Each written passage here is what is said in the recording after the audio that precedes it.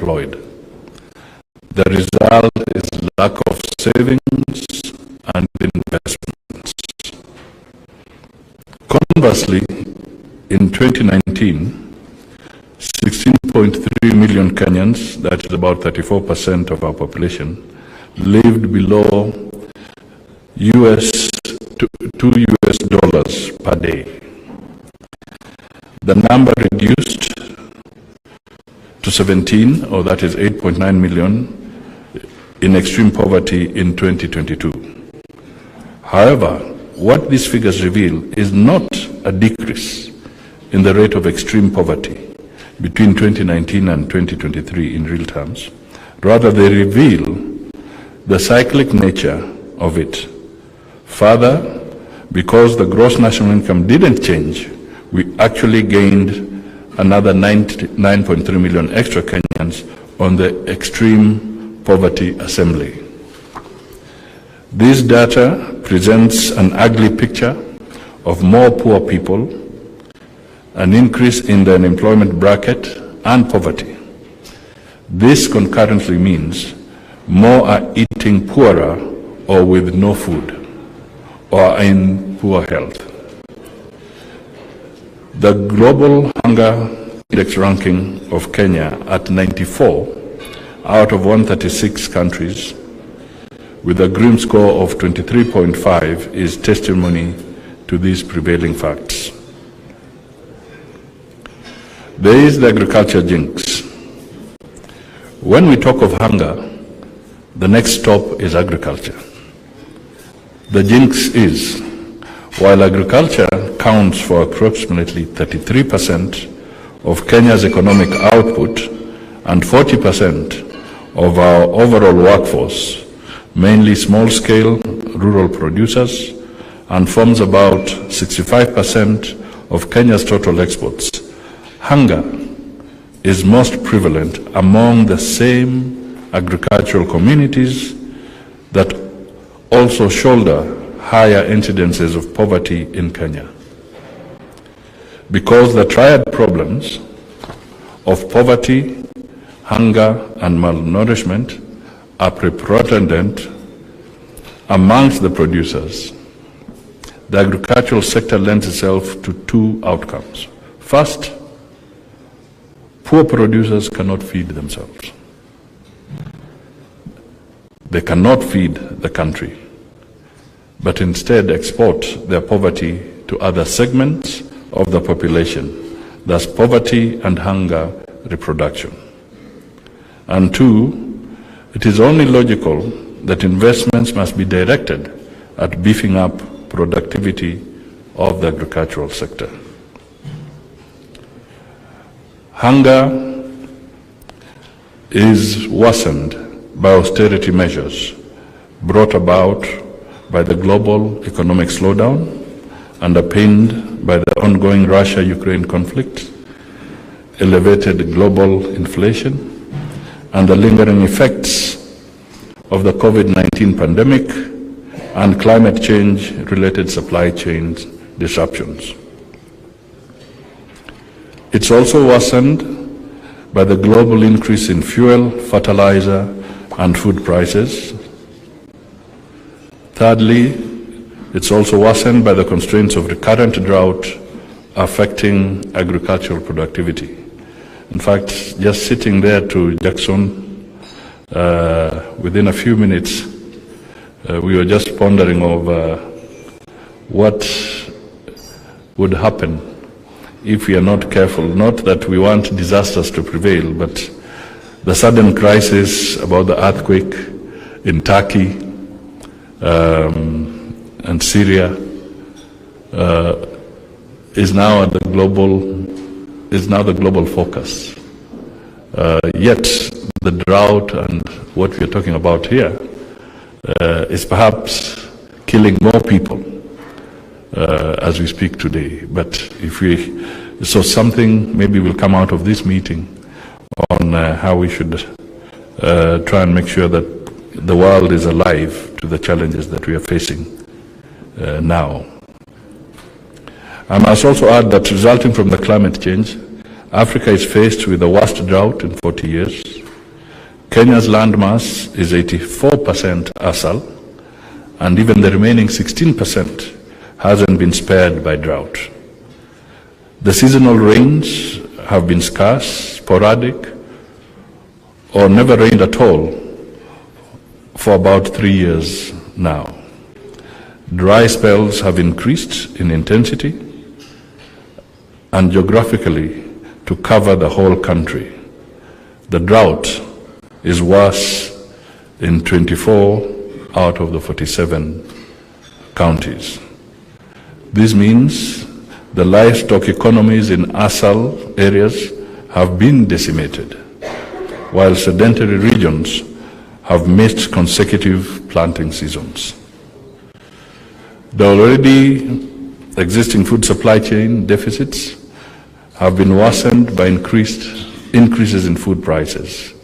This has brought those on the margins of extreme poverty into the food deficit category due to the severe poverty. Currently, rising temperatures will turn yet more of the country into desert if natural resource management strategies are not embraced. Considering food loss and waste across the food system, coupled with suboptimal production, we may only feed half of the projected population by 2030. Now, let's look briefly at the government mitigation of hunger in the face of the drought. The government's response has been one, stepping up food supply in arid and other drought-ridden regions under the National Steering Committee on Drought Response to cushion communities affected by drought, making fertilizer available to improve productivity in the short rain season. Another 6 million bags of various types of fertilizer will also be available for the expected long rains. And this is absolutely critical that we achieve those targets. These are, of course, deliberate emergency and short-term relief strategies designed to rein in hunger by revamping food chain systems, increase sedentary productivity, reduce cost of food, and ultimately tackle poverty, hunger, and malnourishment health issues. These initiatives provide short-term relief for the immediate problem of hunger. However, a more wholesome approach to reducing hunger is in the government's economic recovery agenda, geared towards the economic turnaround and inclusive growth. The agenda aims to increase investments in 5 sectors with the largest impact on the economy and household welfare. At the top is agriculture, followed by micro, small and medium enterprises, housing and settlement, healthcare, digital superhighway, and the creative industry. Under the agricultural transformation and inclusive growth agenda, the government seeks to, among other interventions, deal with the underlying causes of food and nutrition insecurity. These causes include poverty, climate change, which often manifests as drought, dependency on rain-fed agriculture, high cost of inputs, silo financing, and management of food systems and gender inequality. Meanwhile, the government is also committed to creating an enabling environment that will build robust, inclusive, equitable, and sustainable food systems that will have a positive impact on people, their livelihoods, and the environment.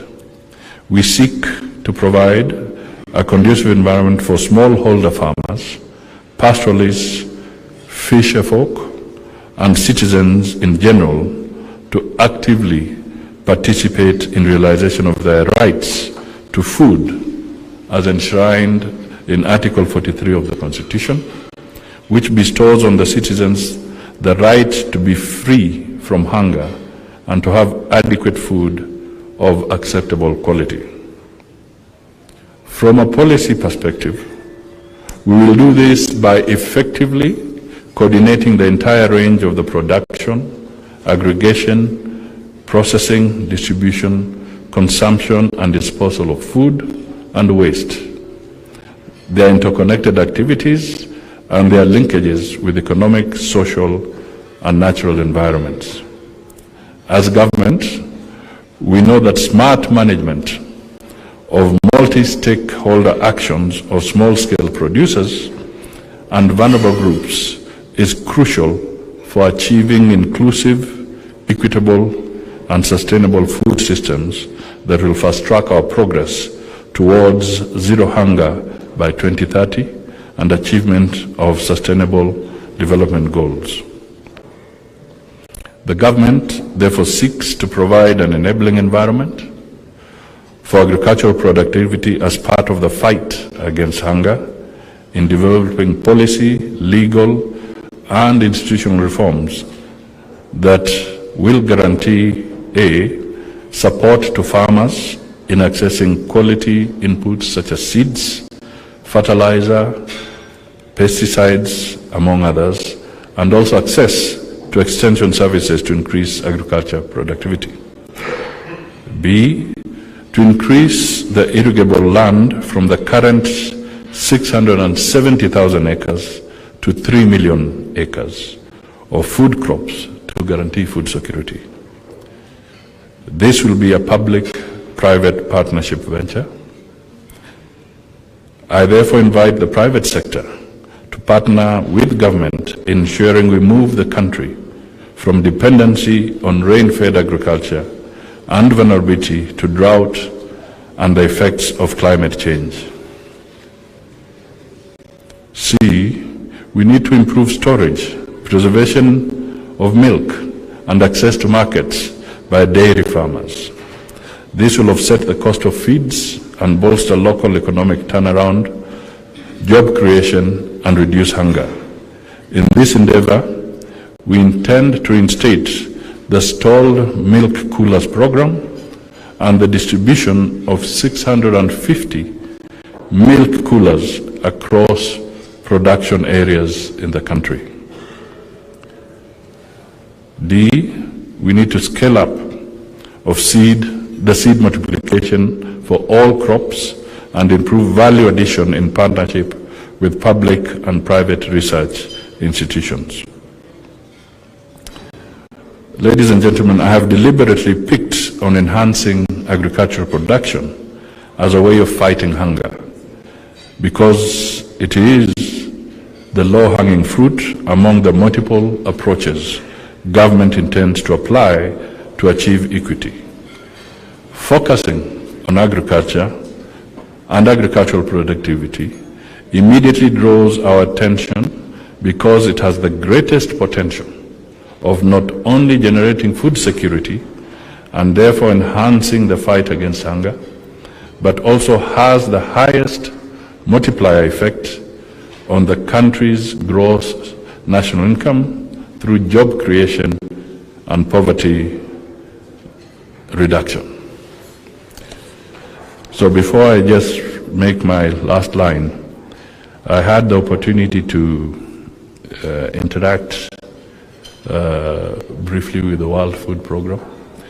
And in our conversation,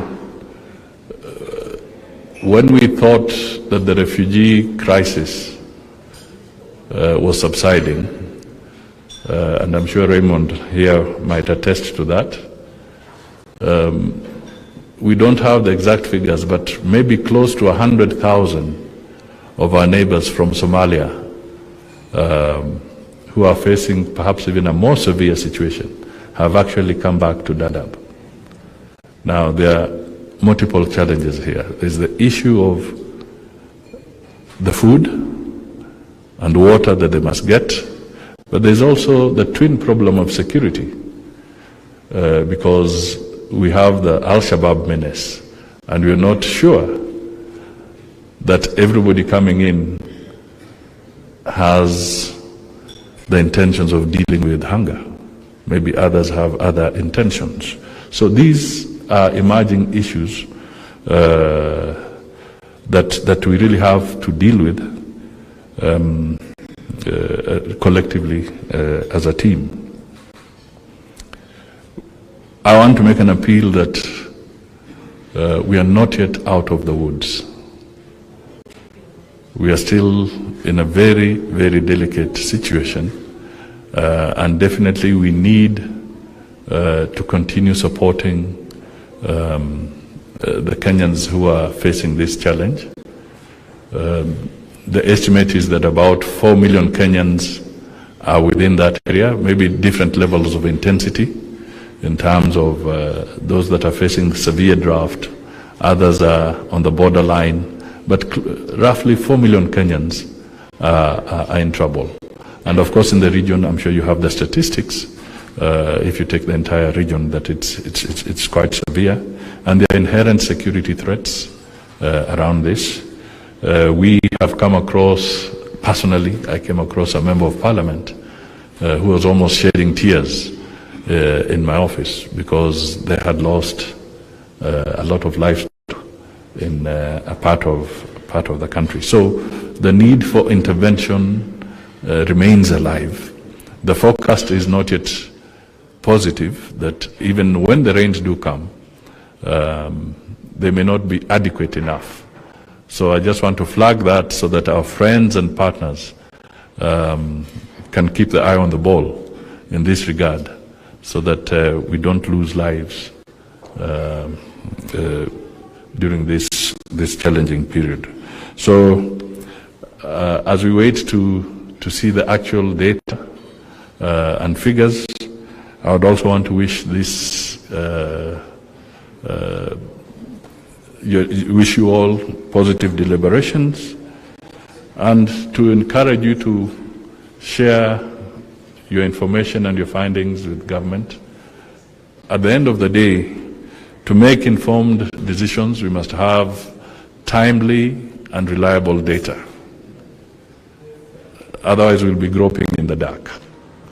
So if we can share the data we have, not just because we are launching the hunger index, but there are other parameters and the necessary analytics that go with it, for us to make informed decisions collectively. We must have a free flow of reliable, accurate, or clean data that we can use to make good decisions and to make the proper interventions. So, ladies and gentlemen, thank you. May I formally inaugurate your session, and I look forward to scanning through the details of the index itself.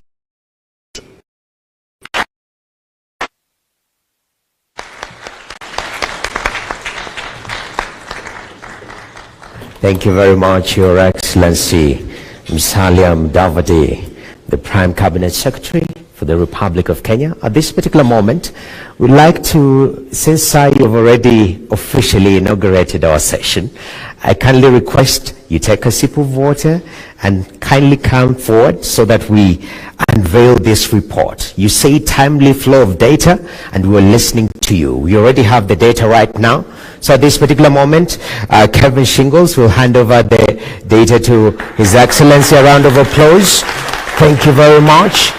I'll also request Mr. Stephen Jackson, UN Resident Coordinator, please approach, even as you take your cutaways on your phone. Her Excellency Catherine Hagman, please approach. Thank you very much. Dr. Raymond Omolo, please approach. I really appreciate. We also have Mr. Arshad Muhammad. I can see you are taking a little bit of photos. You can just flip the camera and take a selfie. Thank you very much. Have a moment there. And also let us have Miss Kala Mukavi. She's already approached. Are we ready, everyone, with the report? Can we have also Professor Mario Bakutsa? Professor, please, a round of applause for Professor right there. Thank you very much. Okay, let us once and for all of us just appreciate for this wonderful report. Let's put our hands together and we can smile to the cameras. I know it's a hunger report. We don't have to look hungry to the cameras. Amazing, amazing. We appreciate. Thank you very much. We can have our seats. God bless you. All right. Thank you very much, Professor. That's a good report, right? Can I borrow? Thank you very much. We are saying to solve this particular issue of hunger, we have to be generous amongst ourselves. I was just testing that. But at this particular moment, I'd like us to transition, because we said that the issue here is going deep. What are the solutions? And we have a wonderful panel today. As you can see from the sound man, he can tell that we have a wonderful panel. So at this particular moment, I'd like to welcome our beautiful panel, starting with Principal Secretary, State Department for Internal Security and National Administration, Dr. Raymond Omolo. Please come and just have a seat on the stage. Appreciate him as he approaches. Thank you very much, sir. Also, I'd like to welcome Josephat Kathiru Muhunyu, who is the Agriculture Secretary, State Department for Crop Development. Please appreciate him as he comes to the dais. Thank you very much. Ms. Carla Mukavi, Country Representative, FAO. Please approach the dais. We appreciate your time. Thank you very much. Let's also have Amos Nyakeo, who is the Deputy Director at the National Drought Management Authority in charge of drought contingency planning and response. Thank you very much, Mr. Amos. And let's have John Elungata, Secretary, Administration, State Department for Environment and Climate Change. Okay. Beautiful, beautiful panel. Gender balance. Shaky, right? And we're talking about representation in this issue of food security. And it's quite a concern because it's our mothers and our sisters that are most affected. All right? So, WHH, next time, let us have more ladies on the panel. But today, we're going to have this wonderful discussion. I'd like us to start off very briefly. For starters, Dr. Omolo, I'll start with you because you are the center, and I'm told when the center is strong, everything holds together. The nexus between security and food security. Internal security, I know yours is there, and when you've not eaten, internally you're not secure, right? But also as a country, you're doing something about that. Talk to us about the nexus between those two worlds of internal security and food security.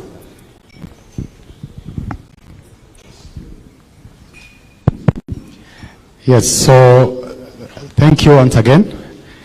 Now, internal security and of course food security.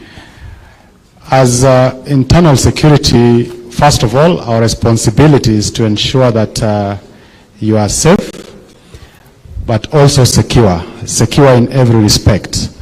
There is no bigger insecurity than food security. And a number of issues that we end up dealing with as a result of insecurity are primarily arising out of challenges that you have with food security. For example, if you look at the conflicts around the resources, either you are looking for food for the animals, there are those who have the pastoralists, and then you also have those who are growing food. And there's a whole spectrum of challenges that we deal with. The Prime Cabinet Secretary has just talked about the situation in the north, where you are having a lot of refugees coming in from Somalia. Now, when they come, then you also have the host community. So there's already pressure on the resources, and that becomes a source of conflict. And that then also leads to other things. The moment there's a challenge around food security, then people start to look for what are the alternatives. In Nairobi, we've had challenges with criminal gangs because people are literally looking out for themselves, and in the process, then the situation becomes unbearable. So in a nutshell, when you are looking at where we draw the line, is that we need to put a lot of efforts in trying to address the food security situation. And one of the things that we need to focus on is on agricultural production. as a ministry and a State Department, what are we doing about it? We spoke about the fertilizer subsidy distribution that is going on. And as we do this, the fertilizer distribution, do we even know who the farmers are? Do we know where the farmers are? We've just completed an exercise of registering farmers, working together with the Ministry of Agriculture, the State Department for Planning, and our ministry.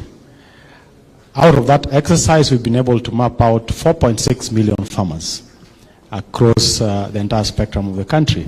Now, the fertilizer distribution program has begun this week. The Deputy President flagged off close to 300,000 bags of fertilizer that had come in. As of yesterday, over 50,000 bags have been distributed. And this is part of just being able to prepare so that when the rains come, we are able to improve our production. And I would say that beyond that, there's the need for us to plan and better prepare. Okay. When the produce is out, what is the mechanism of storage so that then we cut down on post-harvest losses? Okay. And the logistics around the supply, and the ministry, one of the things then that we support with that is in terms of the logistics around it, but also making sure that it's secure. So if you're in the business of food production, how do we make sure that the environment is safe and secure for you to do this? Thank you. Definitely. Thank you very much. Actually, when we talk about the situation that we have in the country right now, there is the issue of climate change. You've talked about the 3 C's, major C's. Climate change is part of that. Of course, COVID also is part of that. And I want to bring in from the Ministry of Environment, Climate Change and Forestry, Mr. John Elungata. I know you are at the center when you talk about failed rains. It is a huge concern. And we don't control climate, but we can mitigate around that. So far, as a country, are we playing our part in making sure that our climatic systems is supporting a proper and sustainable food ecosystem? Indeed, yes. You know that the State Department of Environment and Climate Change is the provider of climate information, you know. The Kenya Meteorological Department provides the data that farmers can be able to use to plan their agricultural activities. You know, with climate change, there is a disruption in the seasons. So, but with clear, concise data from the Met Department, well enabled, the farmers can be able to practice climate smart agriculture that can help feed the nation. Okay, and I'm glad because data is important. Even the Prime Cabinet Secretary has said we need sufficient data that is free-flowing for us to make critical decisions. I want to bring in the Minister of Health, but I know she's part of the roundtable. We'll be coming back to that later on. At this moment, let us move swiftly to the Ministry actually of East Africa, arid and semi-arid lands, and I know ourselves are the most affected when it comes to this issue of food insecurity in the country. Now, with these 4 failed rains, the stories are dire. I'm part of a newsroom, and the stories that we are telling, they are not encouraging at all. I know mitigations are there, but talk to us about this issue of arid and semi-arid areas, Mr. Amos Nyakeo, who is the Deputy Director, NDMA. Our response to drought situation, has it been sufficient? Well, thank you very much. I would want to start by saying that probably we are experiencing a drought that we've not dealt with in recent years, because probably the worst drought that we would normally relate to was the episode that ran from 2009 to 2011. And for us, that was the biggest drought. But then now we are talking about up to 5 failed seasons. In the 2009-2011 drought, the cost of interventions and the losses were being estimated at close to 12 billion USD. When you look at that, it's an entire annual budget of Kenya. Right now, when you look at the interventions that have been mounted and the kind of losses that we've experienced, if we were to compare the two droughts, then you would appreciate that slightly we are talking about less impacts when you compare to the 2009-2011. And the whole reason is the mechanisms, the systems, and the responses that have been deployed have assumed a proactive approach by both government and development partners, and we want to appreciate all the stakeholders that have come on board to support drought response. The private sector has also come on board very strongly this time. So we are seeing a more enhanced intervention, much as we are talking about the increasing drought response burden, and we are talking about us looking at a drought that is likely to keep us engaged until October this year. So again, it means we require to mobilize and deploy much more resources. So what we are saying is, yes, a lot has been done, but probably it's not enough. Yes. A lot has been done in terms of response. But then we need to appreciate that the response is basically consumption. We can never change the situation by investing more on consumption. We need to start thinking on how we change the situation permanently. And that is where, as was mentioned by the chief guest, we need to look at strategic partnerships that would deliver long-term enhanced capacities to deal with the drought risk, climate risk. And that is where partnerships with government, with the private sector should come into play, so that we are able to look at what is this that is the actual gap that leaves us exposed every time we face droughts. Okay. And then we can be sure that probably the next drought will be worse than this, because it's not about climate change now, it's about a changed climate reality already. Okay. So we need to really look at what we must do now to enhance capacities to deal with a drought of the current magnitude, and better still, to deal with an even worse drought. And as we speak about all this, yes, then it also means that we need to have the communities at the center of understanding their climate and drought risk, and making them in charge of their own destiny at that level, empowering them to be able to participate effectively in taking the steps to gain and accumulate capacities to cope with the droughts and climate shocks, and also to rebound, and probably rebound to a better state than before. All right. Thank you. And you know, when the country is starving, everyone looks at one place, the Ministry of Agriculture. Do we have food? We look at the Ministry of Agriculture. And I know, Josephat, you sit at actually the crop development sector. But in terms, because what I'm gaining from this, it's interconnectivity. I have to play my part as security to ensure that people are able to produce food.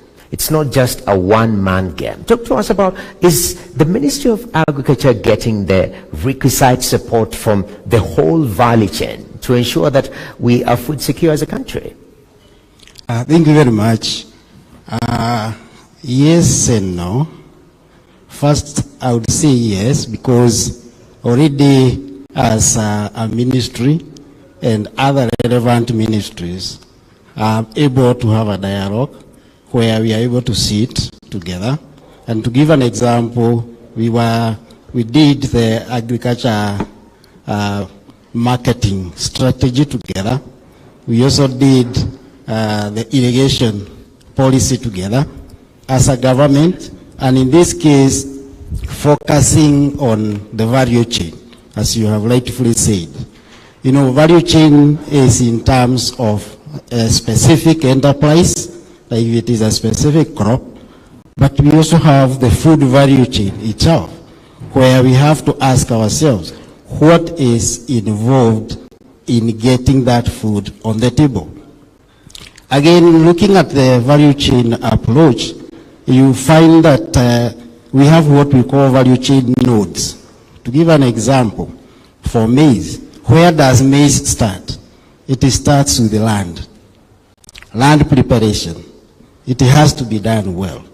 Then after land preparation, we go to the inputs.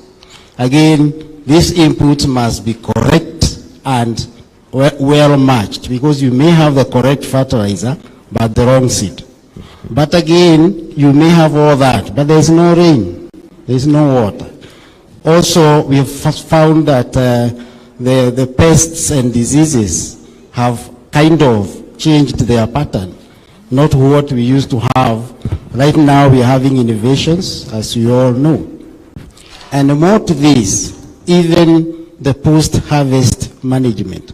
We lose a lot of our harvest because of how we handle the post-harvest. And more to this, again, lack of value addition and processing means that as we lose the produce, we also have low value products.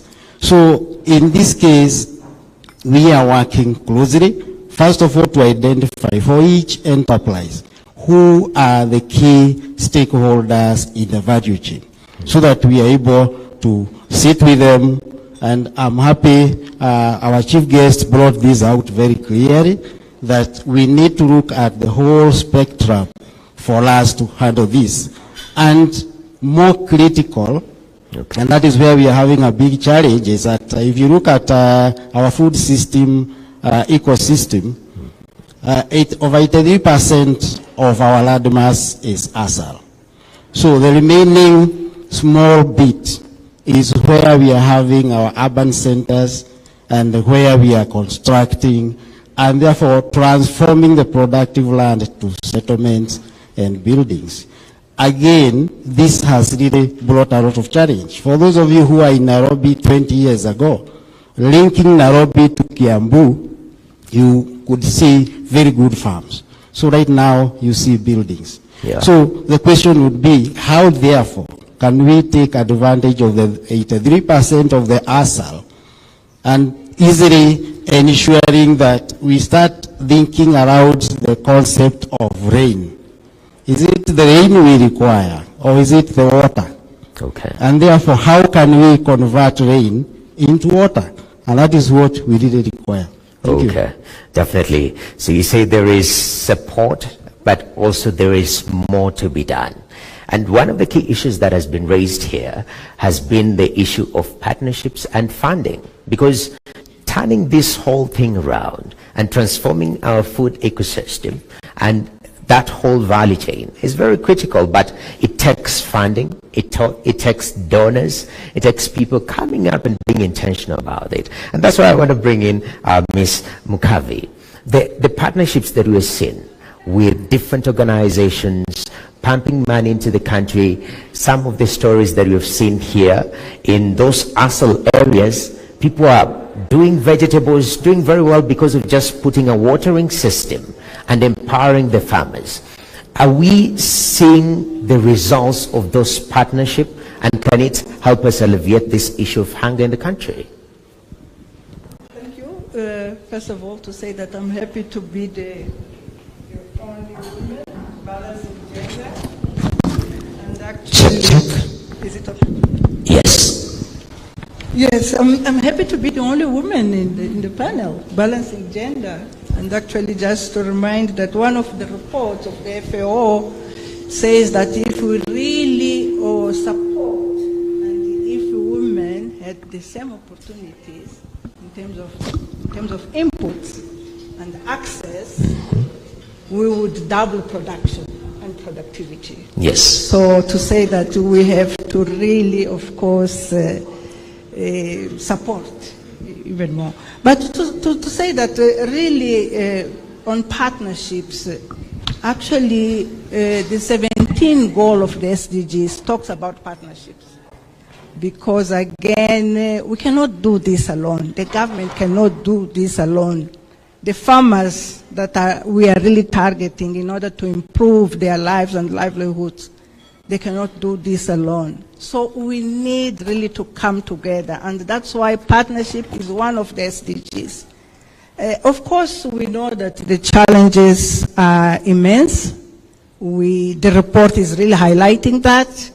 We are talking about the triple threat, and actually now we are saying that is the fourth threat, because funding and financing is really one of the challenges that we are facing. We see climate change, that we lack that finance that can really help us to transform the agro-food systems.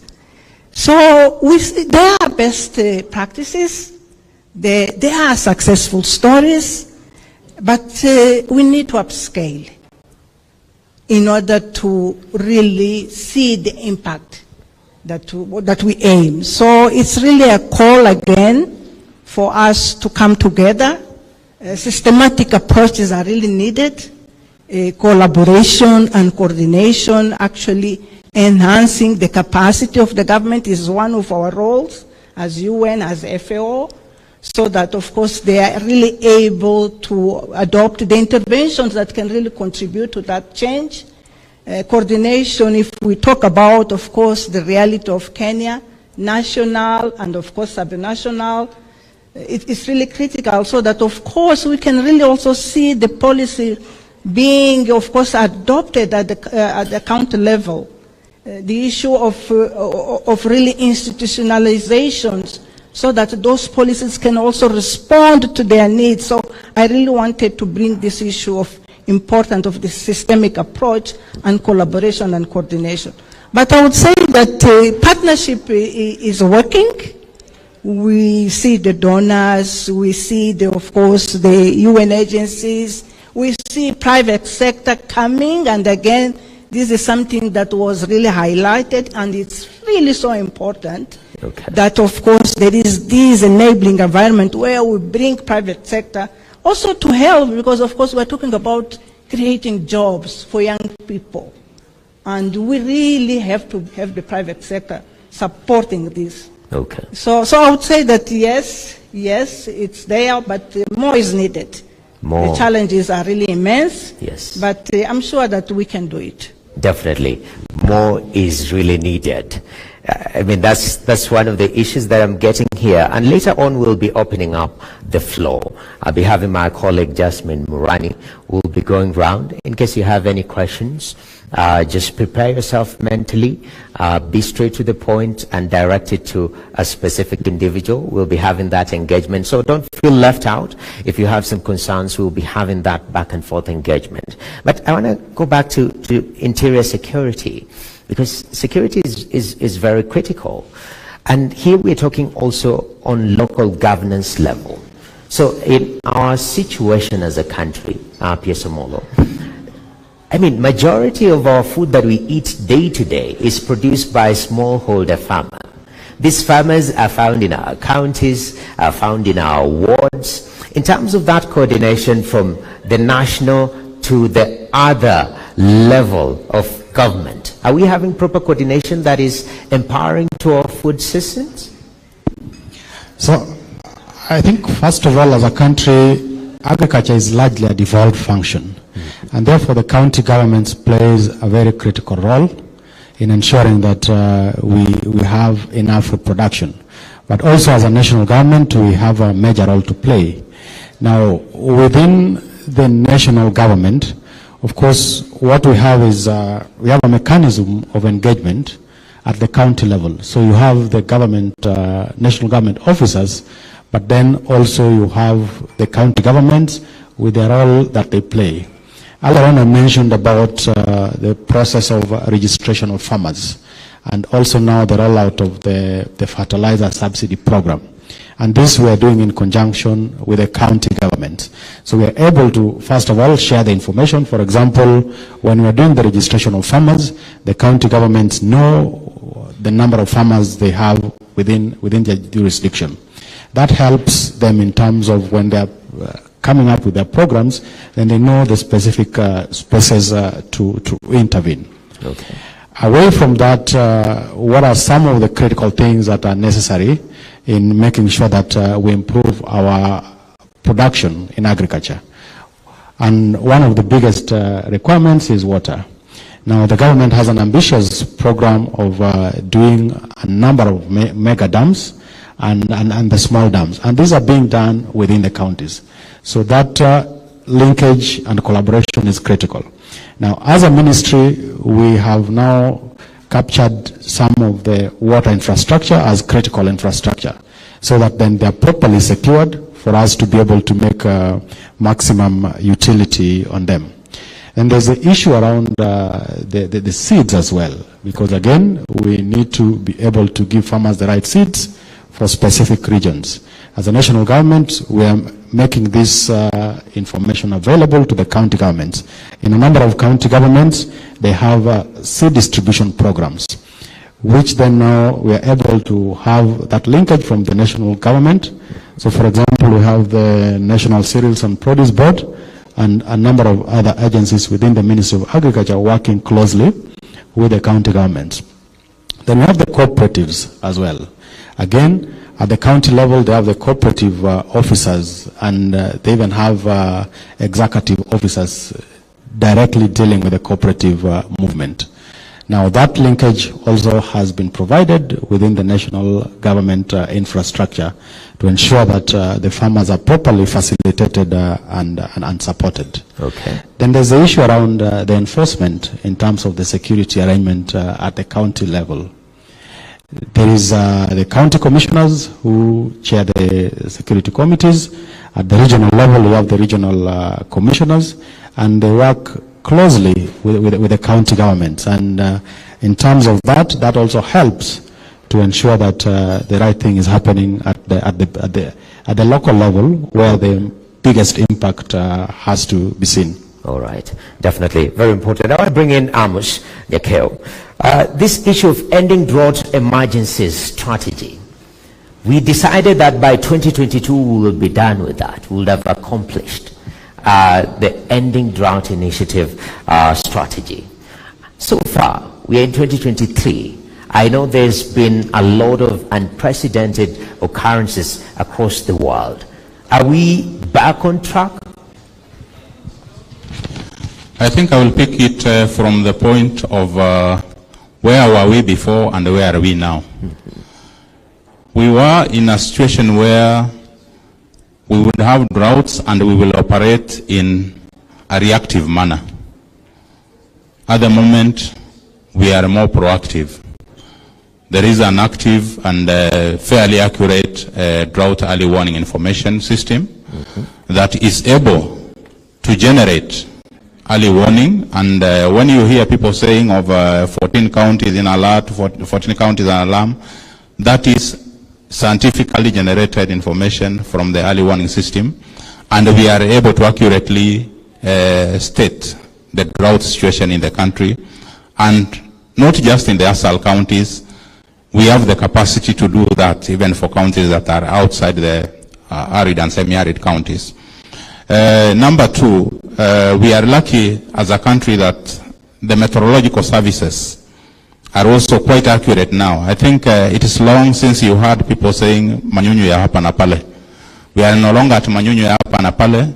Nowadays, the kind of forecasts that we get are such that you would think the meteorologists look out the window and they see and then they announce.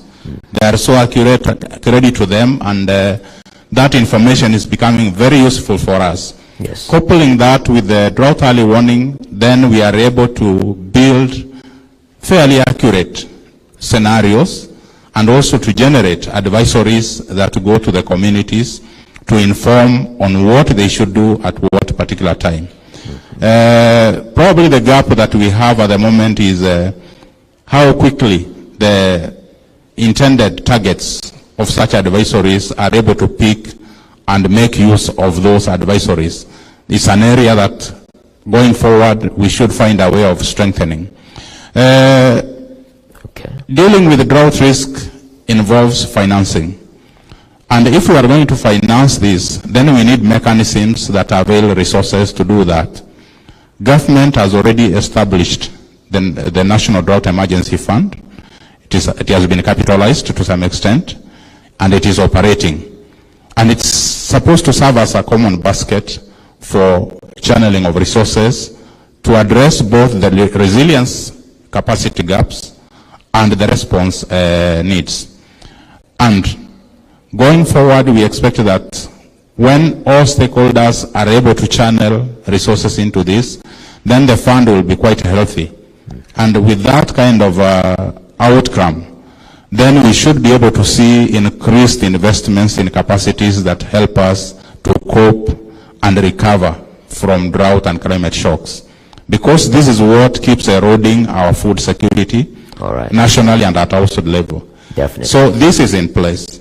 And then besides that, there is very strong coordinating mechanism. Okay. There is also the issue of the institutionalization of the drought risk management. And that's why you can speak of National Drought Management Authority now. It was not there 11 years ago. Okay. Thank you. Definitely. As very, very important. And right now I'm being told we have to release some of our viewers on KTN News. Remember, this discussion is ongoing. We're just starting. Actually, we haven't even dug very deep into it. Remember, is the Global Hunger Index 2022. The situation is still dire. And as the Chief Guest said, we are not yet out of the woods. We still need to do something, even at a personal level. But at this particular moment, for our viewers at KTN News, thank you very much for accompanying us through this journey thus far. But we carry on. I release you with all grace. Thank you very much. Now, I want to come back to Matters Agricultural Department. And to be specific, this issue of extension services. Back in the day, small farmers were really empowered. I don't know whether that's the situation today, because if 80% of our food is being produced by these small farmers, then that should be the area of focus, how we empower them. Are there intentional strategic moves to empower that smallholder farmer?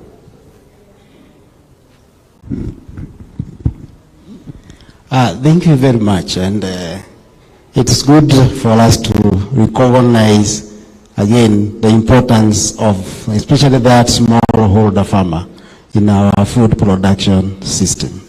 Maybe to look at the current scenario where we are saying, and again our chief guest brought this out, that this farmer is hungry. So it becomes a challenge for a hungry producer to invest. And remember, for you to sustainably invest and produce, you require to be strong. Now, to come back to the question on extension.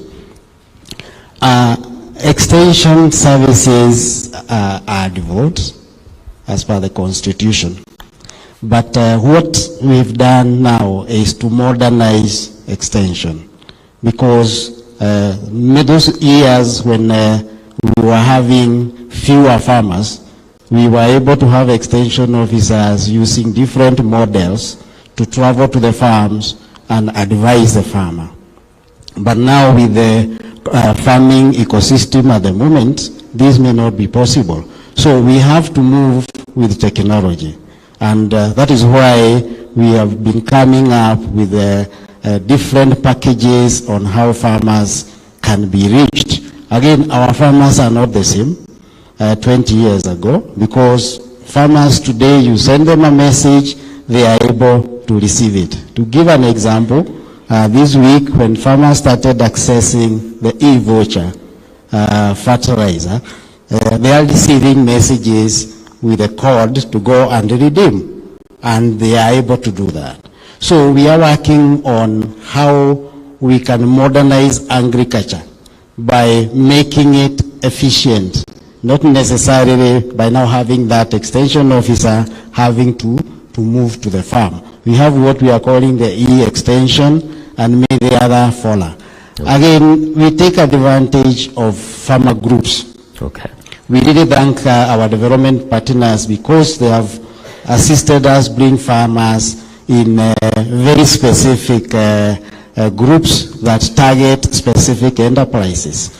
I'm sure IFAD is here, and we are very grateful in that these farmers, if they are producing maize, then they specify on maize technology messages, and as groups they are able to get that message through their group leaders and others. We are also using other platforms like the church and also the administration, and that is why, again, we are working closely with the interior, even with the farmer registration, so that we know that farmer that we are dealing with. Thank Definitely. you. And I hope my statistics is not wrong. The average age of a farmer in the country is how old? The average age of the farmer today is about 60 to 65 years. Again, that is why modernization of agriculture is important. Remember, our young people are very different from our mothers and fathers. So then they may want to use more of the apps, more of the technology to farm than using the hoe, the djembe, and the like. Definitely. And I hope we have some young people in the room here, because when we hold conversations around food and food security, we rarely have, I'm tempted to ask what's the average age of the panel, but I won't ask that for the sake of the youth in this room. Yeah, but we need to encourage more of the youth to come into farming, and let us lower that so that we have younger people. But the issue of forestation, Mr. Elungata, I know young people, now we are talking about carbon credits. Technology is moving very fast in mitigating climate change. Talk to me about the reforestation plans that we have. Are there targets? I see corporate social responsibility. Some companies say we're planting 20 million trees by 2030, and this how much carbon we have set for empowering the food systems. Are there targets of restoring some of our forests, and what will be the impact of that? Thank you very much. I think that's one of the key things the ministry is interested in, and is, as you know, the government is in the process of rolling out a 15 billion tree planting exercise. Okay. Or rather, we intend to plant 15 billion trees by 2032. You heard the president give that order on the 20th of October last year, and I think the process has begun. And you know, in terms of engaging the youth and engaging the public, we expect that whenever there's an event like this one, it should begin with tree planting, so that we green our country and mitigate on climate, and of course ensure that our soils are fertile, ensure that we don't have soil erosion, and ensure that our water towers are protected.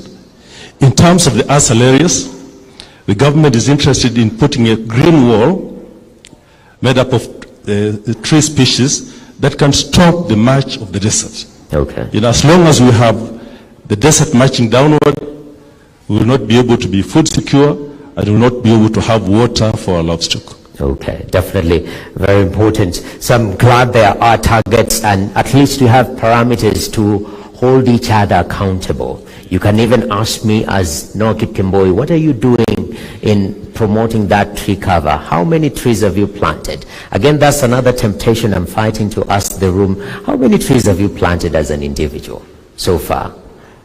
Some of us have just been using it on paper, yeah? So it's time to change. Personal responsibility is very important. Now, Ms. Mukave, as we finish, food and nutrition security and the realization of this particular right to adequate food as provided in the article, in our constitution actually, Article 43, is very pertinent.